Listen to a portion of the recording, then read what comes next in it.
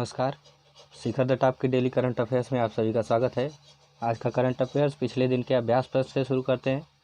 पिछले दिन का हमारा अभ्यास प्रश्न था, महादेव गोविंद रानाडे ने निम्न में से किसके सहयोग से पूना सार्वजनिक सभा की स्थापना की थी? दादा भाई नौरोजी, फिरोज शाह मेहता, पी आनंद चालू, गणेश वासुदेव जोशी।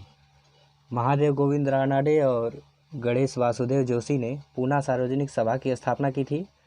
इस सभा का गठन जनता को अपने अधिकारों और सरकार के वास्तविक स्वरूप की जानकारी के लिए किया गया था। तो इस प्रश्न का सही उत्तर है ऑप्शन डी, गणेश वासुदेव जोशी। अब आज का करंट अफेयर्स का पहला प्रश्न देखते हैं।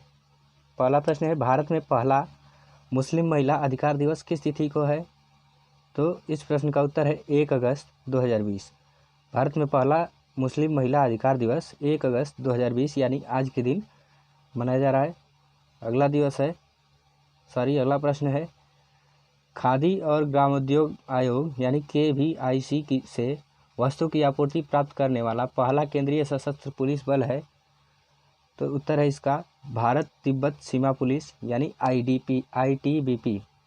भारत तिब्बत सीमा पुलिस बल खादी और ग्रामोद्योग आयोग से वस्तु की आपूर्ति प्राप्त करने वाला पहला केंद्रीय सशस्त्र पुलिस बल है। अगला प्रश्न है, किस मंत्रालय ने वर्ष 2019-20 के लिए देश भर में अनुमानित 2.5 लाख ग्राम पंचायतों में से 20% का ऑनलाइन लेखा परीक्षा करने का निर्णय लिया है? तो उत्तर है इसका पंचायती राज मंत्रालय। पंचायती राज मंत्रालय ने वर्ष 2019-20 के लिए देश भर में अनुमानित 2.5 लाख ग्राम पंचायतों में से 20% का ऑनलाइन लेखा परीक्षा करने का निर्णय लिया है। किसने? पंचायती राज मंत्रालय ने।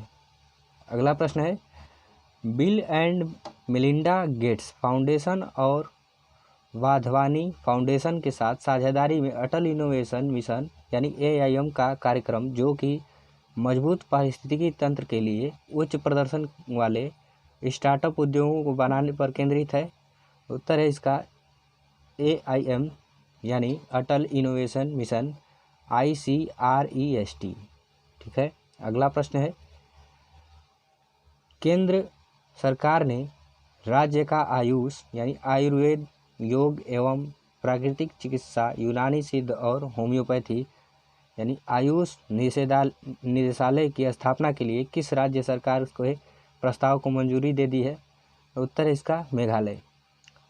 मेघालय राज्य को केंद्र सरकार ने राज्य का आयुष निदेशालय की स्थापना करने के लिए प्रस्ताव को मंजूरी दी है।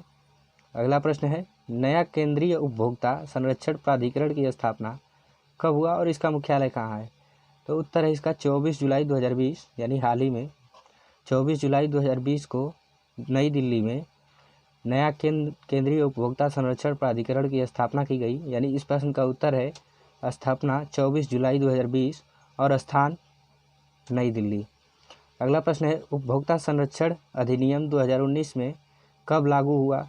उत्तर है इसका 20 जुलाई 2020।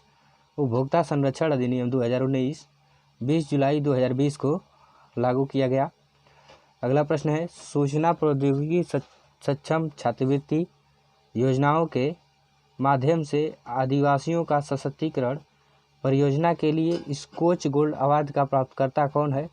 तो उत्तर है इसका जनजातीय मामलों का मंत्रालय। जनजातीय मामलों का मंत्रालय स्कोच गोल्ड अवार्ड का प्राप्तकर्ता है। ये सूचना प्रौद्योगिकी सक्षम छात्रवृत्ति योजनाओं के माध्यम से आदिवासियों का सशक्तिकरण परियोजना के लिए दिया गया है। अगला प्रश्न है, 5 साल के कार्यकाल के लिए great eastern shipping company limited के नए अतिरिक्त और स्वतंत्र निदेशक कौन बने हैं? उत्तर है इसका उर्जित पटेल। हाल ही में उर्जित पटेल 5 साल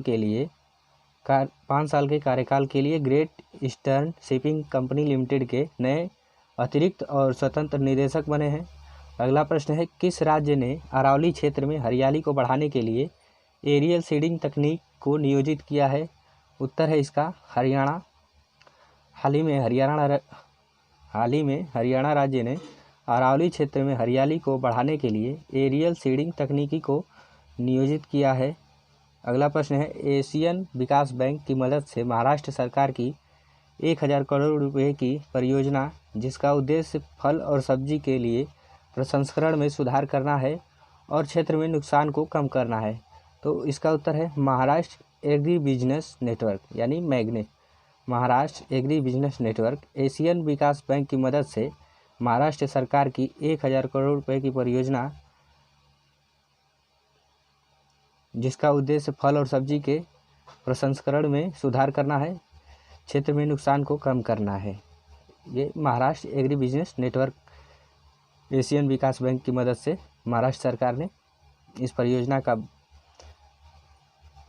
अगला प्रश्न है भारतीय वन्यजीव संस्थान यानी WII, भारतीय सुदूर संवेदी संस्थान यानी IIRS और जैव प्रौद्योगिकी विभाग ने कहाँ से भारत तक कोयल पक्षी के प्रवास का अध्ययन शुरू किया है? उत्तर है इसका अफ्रीका। अगला प्रश्न है बहुउद्देशीय रसायन मुक्त और सुरक्षित कीटाणु रहित प्रणाली जो वारंगल के किस राष्ट्रीय प्रौद्योगिकी संस्थान में विकसित हुई? इस प्रश्न का उत्तर है ओजोनिट। अगला प्रश्न है नागरिक एवं राजनीतिक अधिकार विषयक अंतर्राष्ट्रीय करार ICCPR को कब अपनाया गया तथा कब प्रभावी रूप से यह कार्यरत हुआ? तो उत्तर है इसका नागरिक एवं राजनीतिक अधिकार विषयक अंतर्राष्ट्रीय करार वर्ष 1966 को अपनाया गया और यह वर्ष 1976 से प्रभावी हुआ। अगला प्रश्न है आर्थिक सामाजिक और सांस्कृतिक अधिकार विषयक अंतर्राष्ट्रीय करार यानी ICESCR को कब अपनाया गया और यह कब से प्रभावित हुआ? तो उत्तर है इसका 16 दिसंबर 1966 को अपनाया गया और 3 जनवरी 1976 को यह प्रभावी रूप से कार्यरत हुआ। आर्थिक सामाजिक और सांस्कृतिक अधिकार विषयक अंतर्राष्ट्रीय करार। अगला प्रश्न है सार्वभौमिक मानवाधिकार घोषणा पत्र यानी UDHR को कब अपनाया गया तथा कब प्रभावी रूप से कार्यरत हुआ? तो इस प्रश्न का उत्तर है सार्वभौमिक मानवाधिकार घोषणा पत्र 10 दिसंबर 1948 को अपनाया गया और प्रभावी वर्ष 1976 से हुआ। भारतीय संविधान का कौन सा अनुच्छेद जो व्यक्ति की स्वतंत्रता की गारंटी देता है? तो उत्तर है इसका अनुच्छेद 19(1)(a)। भारतीय संविधान का अनुच्छेद 19(1)(a) अनुच्छेद जो अभिव्यक्ति की स्वतंत्रता की गारंटी देता है। अगला प्रश्न है भारतीय वन्यजीव संस्थान यानी WWI की स्थापना कब हुआ और इसका मुख्यालय कहाँ है? तो WWI का स्थान है देहरादून उत्तराखंड में और यह वर्ष 1982 को स्थापित किया गया। अगला प्रश्न है भारतीय लोक प्रशासन संस्थान यानी IIPA की स्थापना कब हुआ और इसका मुख्यालय कहाँ है? तो IIPA का स्थान है नई दिल्ली और यह वर्ष 1954 में इसका स्थापना वर्ष है।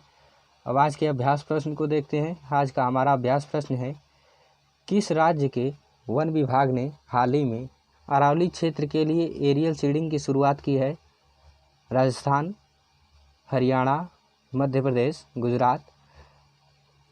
इस ऑप्शंस में सही ऑप्शन चुनकर कमेंट बॉक्स में देना न भूलें इस प्रश्न का उत्तर।